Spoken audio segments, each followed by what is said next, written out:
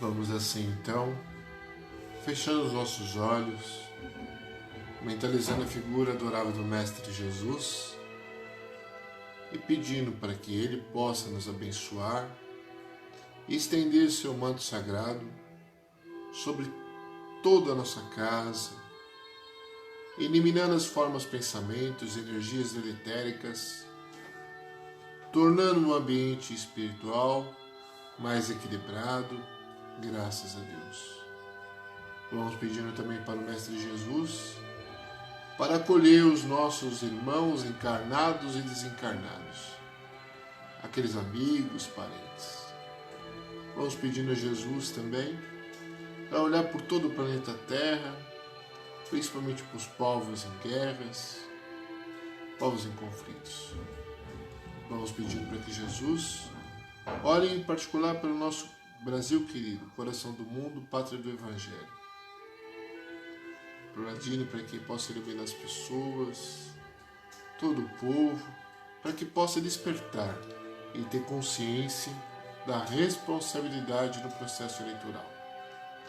Vamos também pedindo para que Jesus estenda seu manto sagrado a todos os hospitais, a todos os familiares que têm algum irmão internado, que possam encontrar a tranquilidade necessária para poder ajudar esses irmãos internados. Vamos pedir também que Jesus estenda esse manto sagrado até as penitenciárias, cadeias, delegacias. E vamos pedindo para que Jesus acolha aqueles irmãos que nos odeiam, nos perseguem e caluniam e possam ficar em paz.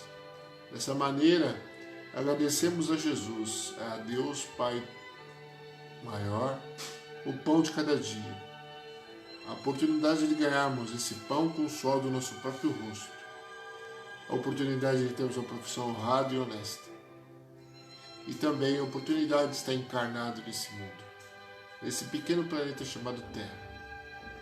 Obrigado, Senhor, pelo ensinamento de Jesus, assim como agradecemos também pelos ensinamentos da doutrina espírita. E pedimos por todas as religiões, todas as igrejas, todos os centros espíritas, em particular a nossa Casa Espírita Maria de Nazaré. E assim iniciamos o trabalho de hoje com a oração que o Mestre nos ensinou. Pai nosso que estais nos céus, santificado seja o vosso nome. Venha a nós o vosso reino. Seja feita a vossa vontade, assim na terra como nos céus. O pão nosso de cada dia nos dai hoje. Perdoai as nossas dívidas, assim como nós perdoar quem nos tem ofendido, e não nos deixeis cair em tentação, mas livrai-nos de todo mal, que assim seja.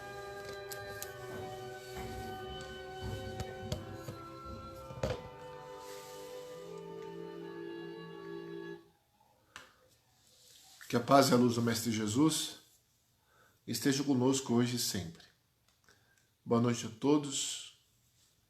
Pedimos, nesse exato momento, uma vibração especial para os nossos irmãos no Líbano, que lá possam manter a paz, a concórdia espiritual e que os espíritos de luz emanados do Mestre Jesus possam atender todos os irmãos que lá estejam precisando de amparo, carinho e amor. O tema de hoje: não se pode servir a Deus e a Mamon. Não se pode servir a Deus e a Mamon. Antes de falar disso, propriamente dito, quero lembrar que de Alto de Souza,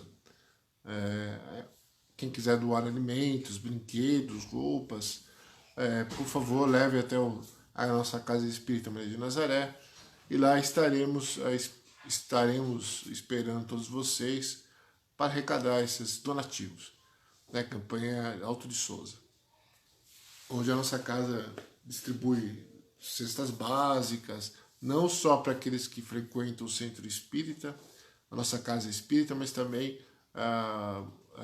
moradores de bairros populares, pessoas necessitadas de alimento, de roupa, etc. Ok? Não se pode servir a Deus e a Mamon. Bom, é uma questão complicada, né? Mamon, primeiramente, pesquisando o dicionário pela internet,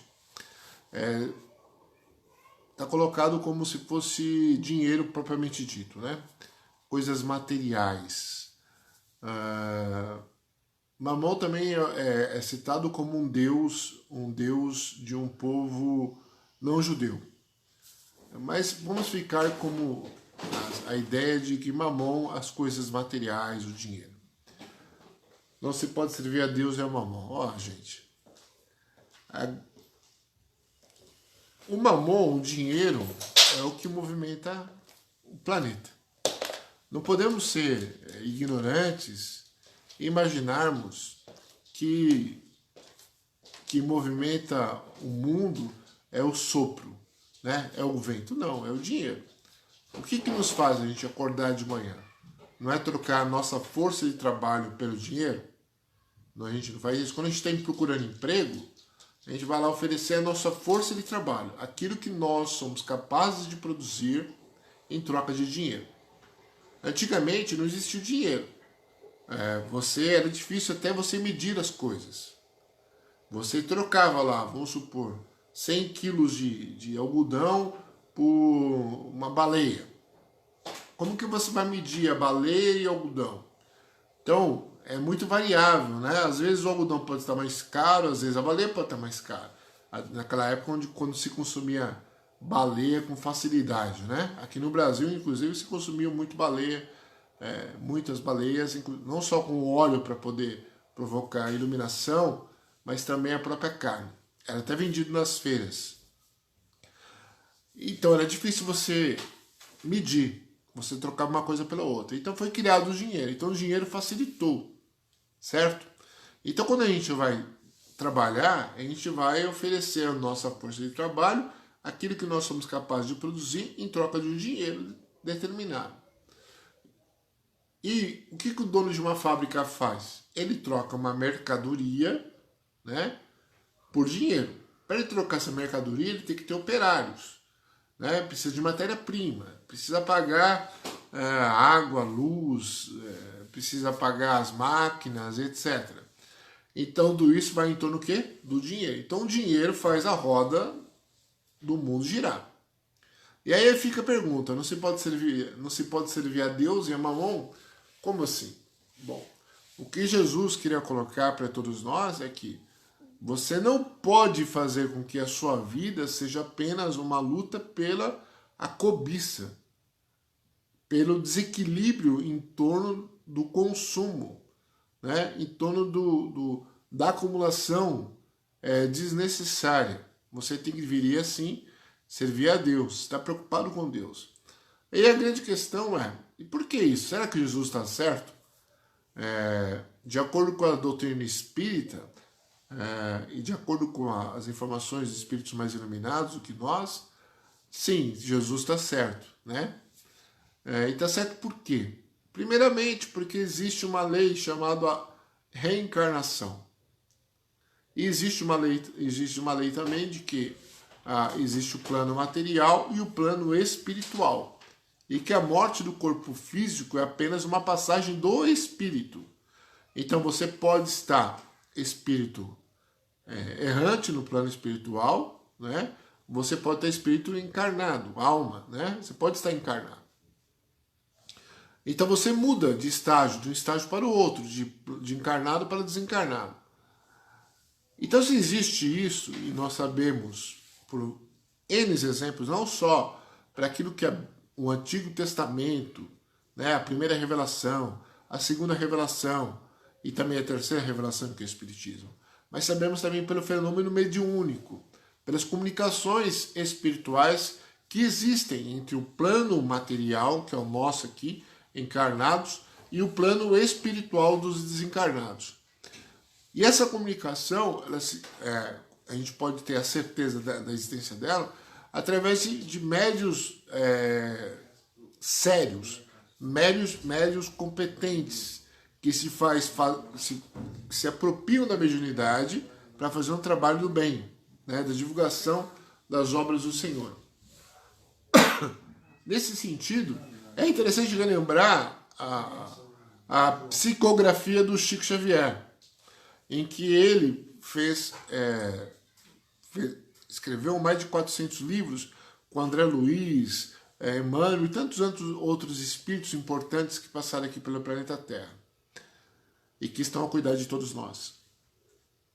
E um dos livros mais importantes, que virou até tese de doutorado, é o Parnaso do Além Túmulo, em que lá é comprovado, sim, há uma comparação específica, através dessa tese de doutorado, né? Se comprovou que entre os espíritos que lá se comunicam, né, através de contos, né, dando a sua mensagem espiritual, e com o seu estilo de escrita quando estava encarnado, e percebeu que existe uma conjunção, né, desses espíritos, mostrando que existe uma realidade de fato que se combinam, tanto no plano material quanto no plano espiritual. Aí, isso nos deixa bastante tranquilo. Pô, então, significa, pelos exemplos que foram colocados aqui, né, pela psicografia de Chico Xavier, pela comunicação, pela transcomunicação instrumental Sônia Rinaldi, que faz um trabalho muito importante, a transcomunicação espiritual, que ela procura captar espíritos, comunicações espirituais através de rádio, ou televisão, ou até mesmo computador. E essa não é a Sônia Rinaldi apenas não é só apenas a Sônia Rinaldi que faz esse tipo de trabalho. Isso é desenvolvido em várias partes do mundo, né? Você tem também trabalho interessante das Forças Armadas, tanto dos Estados Unidos quanto da extinta União Soviética, em que utilizava a visão remota. O que é essa visão remota? É a capacidade de enxergar o que está acontecendo em determinado ponto do planeta. Porque antigamente, lá na década de 50, não existia tantos satélites assim para cobrir todo o planeta. Então, o que acontecia? Geralmente, lá, o membro das Forças Armadas dava latitude e longitude, e um médium, né, que é um médium, para nós é médium, ele tinha lá que se concentrar para ver o que enxergava lá.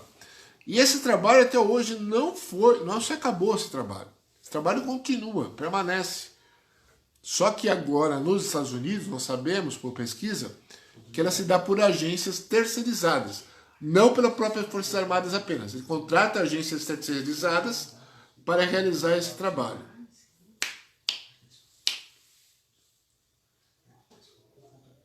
E assim o que acontece? Se caracteriza mais um elemento da comunicação desses mundos, né? Tanto no mundo material quanto no mundo espiritual. E aí fica muito fácil entre servir Deus e Mamon. Só que uma escolha, né? Perante essa realidade científica, os elementos que foram colocados aqui, é lógico que aquele que, como nós aqui somos espíritas, vai perceber a necessidade de servir mais a Deus do que a Mamon. Contudo, nós vivemos no mundo material e nós precisamos do dinheiro. Do dinheiro porque o dinheiro que nos proporciona os meios para sobrevivência. Né? Por que a gente trabalha? Porque a gente troca a nossa força de trabalho por dinheiro, para conquistar o alimento, para conquistar a roupa, para conquistar um teto sobre as nossas cabeças e até mesmo coisas importantes que nos agradam ao nosso estilo de vida. A nossa vida, o regalo da vida, né? Comer um churrasquinho de vez em quando, passear, festejar um aniversário, etc. Mas, contudo, tem que ter um limite. Essa é a grande questão. E o que Jesus propunha para nós não é uma radicalidade do ponto um ou outro. Né? Ele sabia de que existia o mundo material e que o mundo material está aqui. Né? E ele passou por aqui entre nós. Ele é um espírito iluminado. Então ele tem essa noção. O que ele propõe para nós, de fato, é um equilíbrio. Por que esse equilíbrio? Porque viver no mundo material aqui, busca do mamon aqui, servir as coisas materiais, a busca do ter em vez do ser, é muito mais fácil, porque a gente está encarnado aqui. E aqui a gente precisa dessas coisas. Contudo, Jesus nos chama a atenção por outro detalhe. Olha, o mundo não é só este material que você está vendo. Existe o mundo espiritual. E por existir o mundo espiritual, você não pode viver como se isso fosse apenas um conto de fadas, sendo que a realidade está colocada para todos nós. Porque quando a gente encarna aqui, uma das poucas coisas que a gente tem até o final das nossas vidas de encarnado, como certeza absoluta, é a morte, é o desencarne. E por saber que existe o desencarne, a gente vai se deparar com outra realidade. E se você não se preparou com a realidade espiritual, aí você vai perceber quanto foi equivocado a sua vida em busca apenas do mundo material. A busca apenas de servir o mamão. E aí você vai se perder.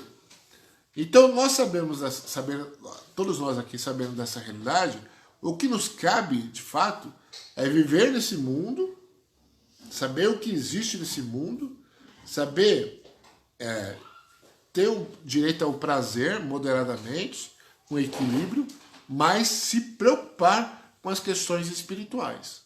As questões espirituais são muito mais importantes do que as questões materiais. Esse é o nosso equívoco aqui. Porque a gente vive aqui de uma tal forma, e 97% da população acredita na existência de Deus.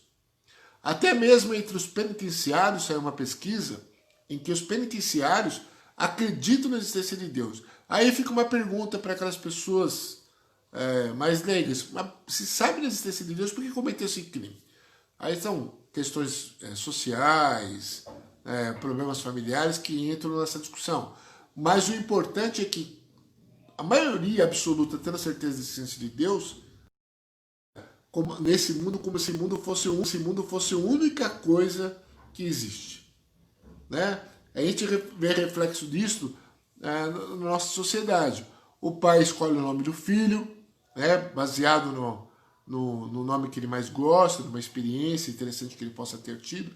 Ele escolhe os cursos que o filho vai fazer, ele escolhe a escola que ele vai frequentar, ele se preocupa em dar uma boa base material para o início de vida desse filho, mas esquece de dar uma boa base espiritual para a continuidade desse filho. A base espiritual não significa a imposição de uma religião, significa ser franco, direto, estar aberto a um debate sadio com a criança e com o adolescente para ele perceber e procurar um caminho mais espiritual, sem impor uma religião.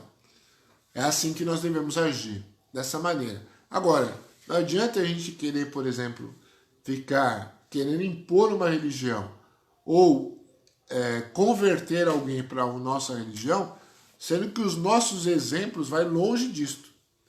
Se a pessoa, se um filho nosso, uma criança da nossa família, vê nosso comportamento sendo contrário com aquilo que nós pregamos, ele vai ser um hipócrita, assim como a grande maioria de nós somos hipócritas.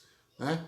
Vivemos tendo a certeza que existe lá no fundo do nosso coração, mas pelo medo de perder as coisas materiais aqui mundanas do mundo, a gente quer viver até o último momento aproveitando essas coisas mundanas. Né? Quer aproveitar o máximo possível do sexo, quer aproveitar o máximo possível das drogas, droga legalizada ou não legalizada, quer aproveitar o máximo possível do alimento, quer viver aqui a vida como se fosse até o último respiro do espírito que é imortal. E não é.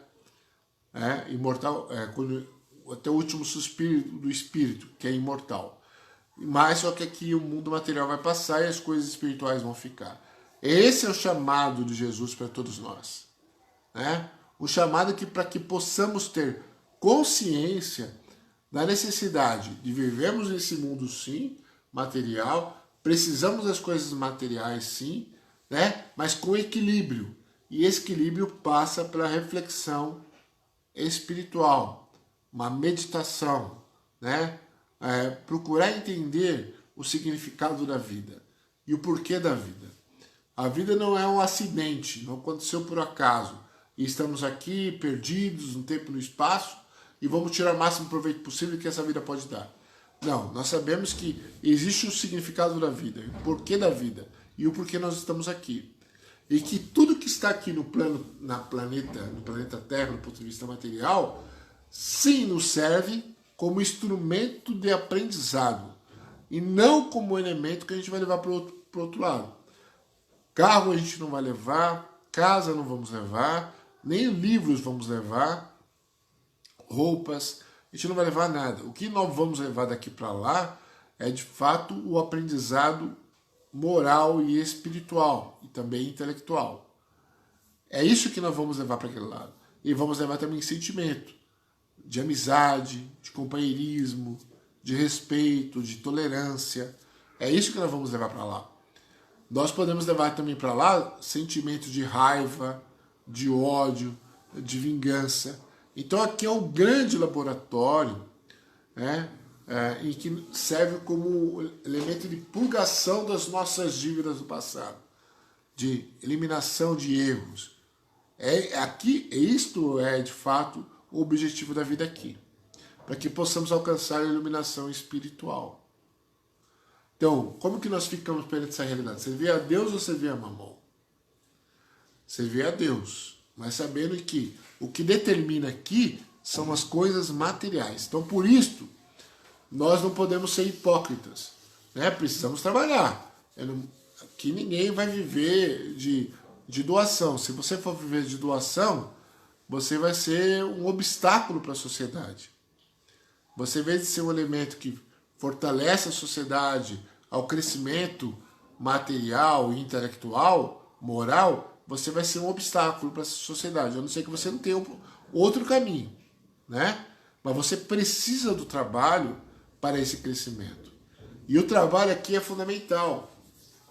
E aqui no planeta Terra, o trabalho não é um elemento do enriquecimento, de enriquecimento cultural e espiritual também, porque lá no trabalho você aprende a conviver com as pessoas, saber as diferenças de opinião, saber as diferenças de comportamento, como as pessoas lidam umas com as outras. Então é um belo aprendizado. Nessas circunstâncias, nós não podemos perder tempo, né?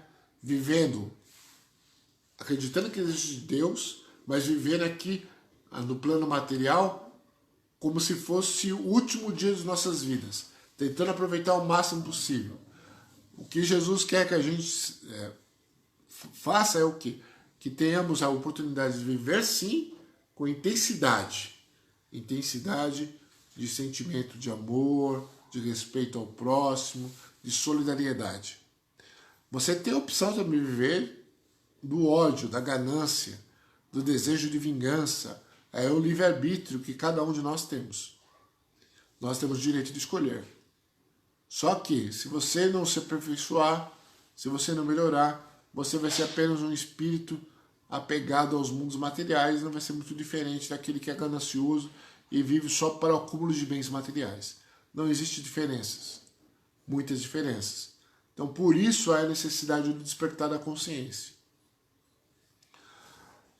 E é difícil esse despertar, né? Você saber que você tem que trabalhar, você precisa de bens materiais, mas a gente quer ter o máximo de prazer possível. É difícil você saber que você tem que trabalhar, mas você tem que procurar ajudar o próximo. Aí você vai ter que trabalhar contra o egoísmo, contra a vaidade, né? Contra o sentimento de superioridade, que todos nós temos de uma certa forma. Não é fácil. Muitas vezes, até mesmo no desejo de ajudar o outro, há um sentimento de superioridade, no qual nós temos que nos libertar. Depende como nós nos relacionamos com isso, né? Se for uma relação vertical, se for uma relação horizontal, de apoio, de ajuda, sem julgar absolutamente ninguém. Servir a Deus ou a Mamon é uma escolha. Você pode procurar servir a Mamon ou procurar servir a Deus. Agora, como que se serve a Deus? Durante muito tempo, na história da humanidade, acreditava-se que poderia melhor servir a Deus nos monastérios. As pessoas ficavam lá internadas nos monastérios ou viviam nas cavernas, né, separado do restante da humanidade, porque acreditavam que o problema é a humanidade, é o outro e não você mesmo, para poder procurar alcançar a iluminação. Só que pela doutrina espírita nós sabemos que o ato de você se isolar é um ato egoísta. Você está perdendo uma oportunidade de crescimento espiritual. Então você não vai resolver seu problema se isolando da sociedade. Você tem que viver aqui sim, por isso que nós estamos aqui. E aqui é a escola. A melhor escola que podemos ter para o nosso aperfeiçoamento espiritual. E nessa relação há uma dualidade, né? Essa dualidade se mistura. Mundo material, mundo espiritual. E é normal essa mistura, e é normal a contradição. Às vezes você é mais apegado às coisas espirituais, e em alguns momentos você é apegado mais às coisas materiais. É normal, faz parte do processo de aprendizado. O errar é natural. Agora, depende de como você se relaciona com o erro. Como você vai se relacionar com o erro? Se você se relacionar com o erro, eu errei mais uma vez, eu sou burro, não entendo, não aprendo, você está perdendo uma oportunidade. Se você se relacionar com o erro, eu errei, foi um equívoco da minha parte, mas eu vou lutar novamente, vou me levantar e eu vou enfrentar essa questão de frente com a realidade. Aí você aperfeiçoa-se. Isso é o caminho. Então aqui nesse mundo material, os ensinamentos de Jesus, junto com a doutrina espírita, é um mapa do caminho para alcançarmos a nossa evolução espiritual. E os erros fazem parte. Agora, temos que ter sobriedade para nos relacionar com os erros. Como que tem essa sobriedade? É saber que você é um sujeito falho, que você tem suas limitações, como qualquer outro ser humano. E que essas limitações tem a ver com o processo de evolução individual de cada um. E que se tem um espírito mais evoluído que você, não significa que Deus não goste de você. É que aquele espírito aproveitou melhor as oportunidades de aprendizado que ele teve. E se você está um pouco mais atrasado, você tem a oportunidade de também alcançar essa iluminação. Basta você querer e desejar profundo. Aí você vai alcançar a sua iluminação espiritual. Fique na paz e na luz do Mestre Jesus, hoje e sempre. Amanhã às 18 horas estaremos aqui. Fique na paz de Jesus.